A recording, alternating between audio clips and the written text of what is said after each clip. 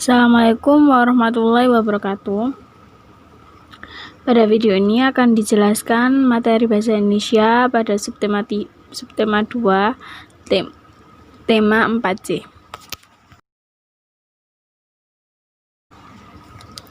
Materi kali ini yaitu wawancara dan hal-hal yang harus diperhatikan ketika kalian berwawancara. Hal yang harus diperhatikan sebelum wawancara yaitu 1. Membuat daftar pertanyaan sesuai topik, 2. Menentukan tanggal dan tempat lokasi wawancara dengan narasumber, 3. Datang tepat waktu, 4. Berpakaian rapi, sopan dan bersikap sopan, 5. Berlatih wawancara terlebih dahulu.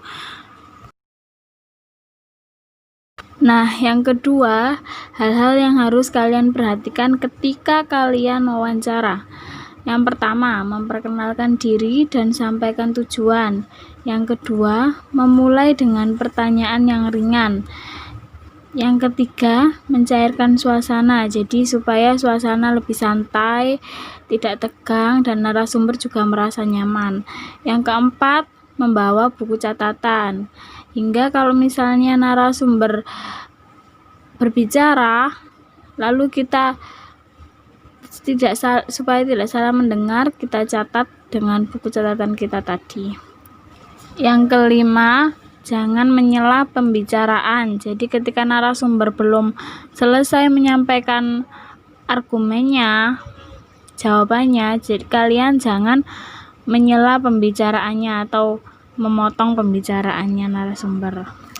Dan yang terakhir, hindari mengulang pertanyaan yang sama. Jadi ketika kalian bertanya kepada narasumber kemudian jawabannya kurang terdengar atau bagaimana, ketika kalian mendengarkan, kalian jangan mengulangi pertanyaan yang sama supaya narasumber bisa merasa nyaman.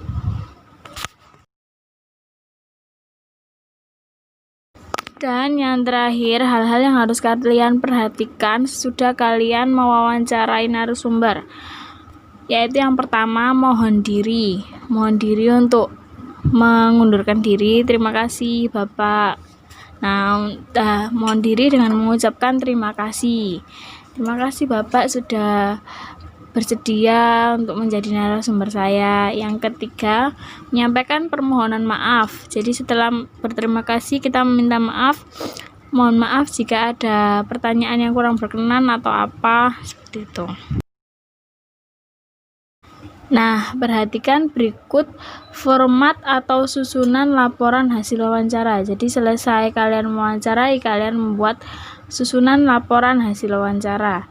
Yang terbagi 1. Latar belakang, 2.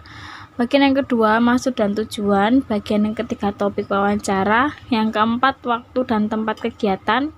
Yang kelima, laporan hasil kegiatan. Dan yang keenam, simpulan.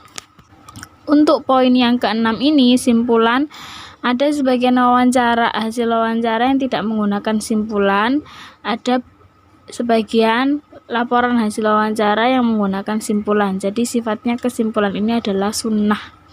Untuk yang 1-5 wajib.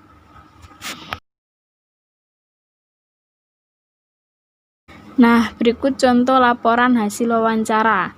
Ada latar belakang seperti itu, terus maksud dan tujuan, kemudian topik wawancara, waktu dan tempat kegiatan, dan laporan hasil wawancara. Nah, di sini contoh laporannya tidak menggunakan simpulan, tapi jika menggunakan simpulan alangkah lebih baik. Sekian pembelajaran hari ini, kurang lebihnya saya mohon maaf. Wabillahi taufiq wal hidayah. Wassalamualaikum warahmatullahi wabarakatuh.